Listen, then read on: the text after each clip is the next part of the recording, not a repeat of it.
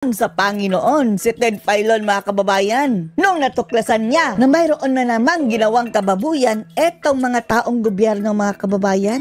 Ang sabi ni Ted Filon, Lord, ano bang kasalanan namin na binigyan niyo kami ng ganitong klaseng leader? Mga hybrid daw mga kababayan, kalahating sawa, kalahating buwaya. Babaeng ahas, krokodelos romaldos, kuting. Mga hybrid daw mga kababayan, yan talaga ang sinabi ni Ted Filon. Na hindi na raw nakontento, lahat na daw ng pwedeng pagkunan ng pera, ginalaw na nila. Panoorin niyo po ha. Talaga naman ng Panginoon, ba't kami ganito? Anong kasalanan namin, Lord? Deserve ba namin ito? Siguro mga kababayan, eto na ang parusa sa ating sa pagbalik sa mga Marcos na iyan. Nung kami binigyan ng mga leader ng ganito. Bakit nyo kami binigyan ng mga leader na ganito? Yan ang tanong ni Ted Filon sa Panginoon. Yung hybrid eh. Di ba hybrid ng mga taong gobyerno, di ba? Alam mo yon, yung half sawa, half sawa. Ahas. Babaeng ahas. Buwaya. At half buwaya. Maliban po sa PhilHealth, isa rin po sa pinag-discuss. Half sawa, half buwaya. Na government-owned and controlled corporation, nito pong bumuo ng ating pambansang budget. Eto mga kababayan ha, may bagong pinakialaman ang mga half sawa, half buaya mga kababayan. Pera na naman ang bayan. Smio. Yung mga savings mga kababayan sa mga bangko, sa mga insurance. Smio. At ito, hindi po ito ginalaw ng presidente. Yung pong ginawa nila. Ang ibig sabihin niyang hindi ginalaw, hindi vinito, proposed by the buhaya mga kababayan sa Congress, sinabmit doon kay Kuting sa BBM. Hindi niya ginalaw, hinayaan niya mga kababayan. Ibig sabihin, agree sa kanya, napakialaman ang pera.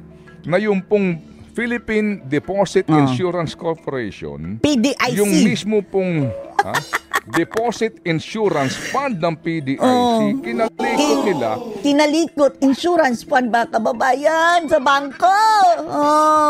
Kung dati insurance sa health, ngayon insurance na naman sa bangko. At binawasan nila ng 107.23 billion pesos. 107 billion? Sino ang totoo? Si Topacio, si Ted Filon. Kanina kay Topacio, 117. Ewan na natin, pero basta 100 billion plus mga kababayan. Ano mo ba itong Philippine Deposit Insurance Corporation? Palagi yung nasa advertisement mga kababayan sa bangko. A member of PDIC. After sa palatastas, sabi ni Tambalusos mga kababayan, palatastas, patalastas. Pero ang sinasabi mga kababayan, a member of PDIC. Yan naman ang kanilang pinakialaman ngayon mga kababayan. Ako narinig ko na ito. Mag-impok sa bangko, di ba? Member PDIC. Member PDIC. Para kung mabangkarote mga kababayan, insured ang iyong pera, nabibigyan ka pa rin. Up to 500,000. Paano na yan? Kinuha. 107 billion daw mga kababayan, kinuha ng gobyerno sa PDIC. Ano ibig sabihin nun? Kapag tayo po ay nagdeposito sa mga bangko, kapag po nagkaroon ng problema yung bangko, insured ang ating deposito, this time hanggang kalahating milyong piso. Tama. Example, mabankrupt ang land bank dahil ang pondo nilagay sa Maharlika Fund. Tapos, umaasa ka, anyway, mayroong insured sa PDIC. Tapos, eto, kinuha na pati pondo sa insurance. Mag-impok sa bangko, di ba? Animal? PDIC. Meron PDIC. po kasing iminamandato nga dito po sa charter ng PDIC na sila po ay mangangalap ng pondo, ng pera mula din po sa mga bangko. Basically po, mga kapatid, no? Ito pong PDIC, ang kanila pong hawak na Deposit Insurance Fund, dito pong nagdaang 2023 ay 310.08 billion. Okay. Yan pong perang yan, binawasan po, Binawasan. ng Marcos administration. Marcos administration, kalahating ahas. Ano ba yan? Kalahating sawa, kalahating buhaya. Ng 107 billion para po gamitin na naman sa mga infrastructure. Infrastructure! Aling infrastructure mga kababayan, wala nga tayo nakikitang big ticket infrastructure. Yung mga railway mga kababayan sa Mindanao, sa Bicol, kinansila. Kung mayroong mga big ticket infrastructure mga kababayan, dapat early on, first and second year ng iyong pamumuno, maumpisahan na dahil long run yan mga kababayan eh.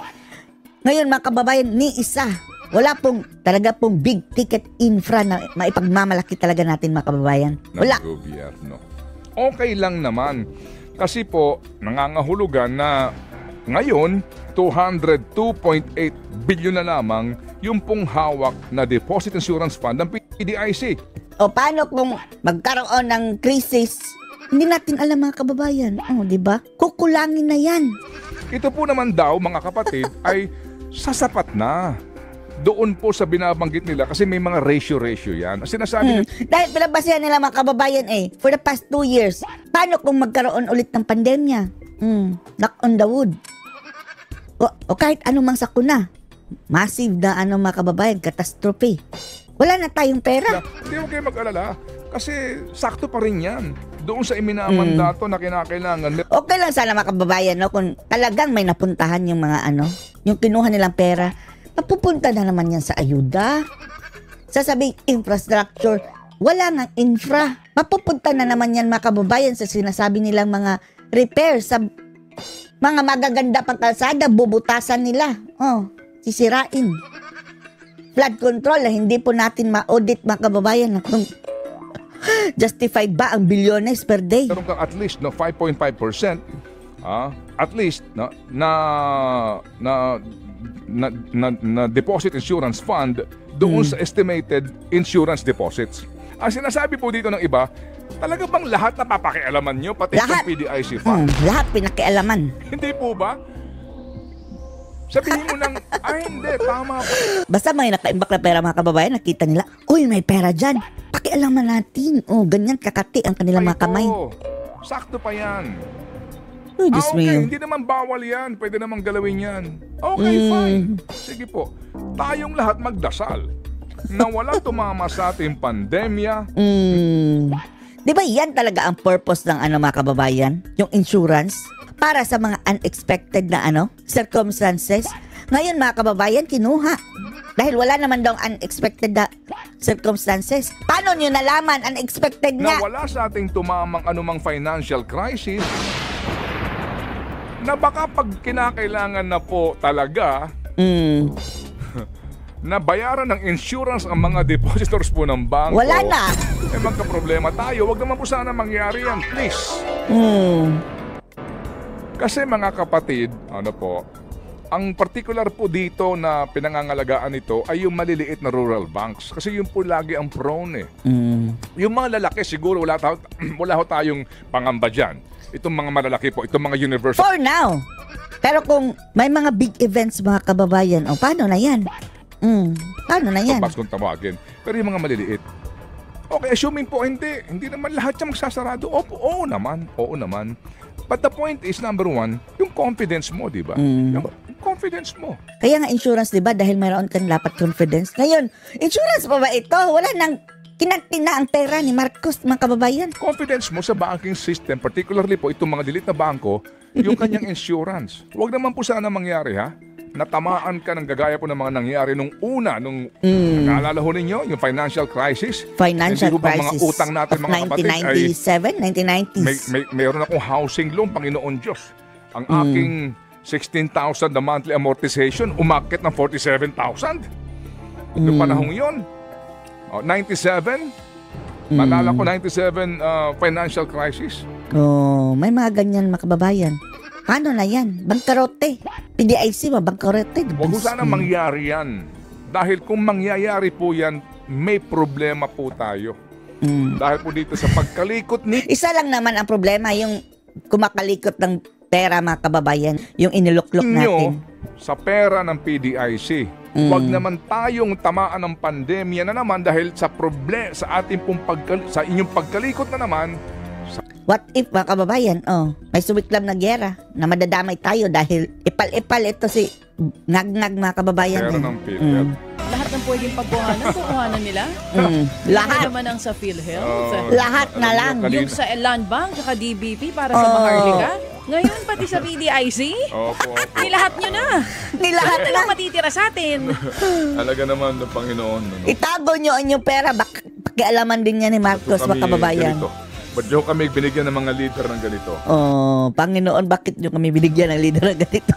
Ano ba, yung mga classrooms po ng DepEd, ipipipi daw ngayon. Yes. I-funnel na sa private, mga kababayan, dahil malamang kakuntsaba rin nila yung kinontrata na private. Diba? Yung kakulangan po sa classroom, public-private partnership. Kailangan pa idaan sa public-private partnership Para para makikita. makapag-tayo ng mga classroom. Kanina Bakit? Kanina Ang na mga pag-usapan buhaya. natin sa DOE, di ba? Itong mga electric vehicle, Yes. hybrid. Ngayon, dami na hybrid eh. Hybrid. Diba, hybrid ng mga taong gobyerno, di ba? Alam mo yun, yung half Hybrid. sawa, half buhaya. Sawa, buhaya. Talaga? Ahas, buhaya, kuting. Sawa, buhay. Akala ko tinutukoy mo pa rin, hybrid na sasakyan. Papunta ka pala sa hybrid na opisyales. Ayan, tuloy ginising mo na naman diwa ng mga nakatutok sa atin ngayon. Mga half sawa, half buhaya. Anong masasabi nyo dito, mga kababayan? Post your comments below.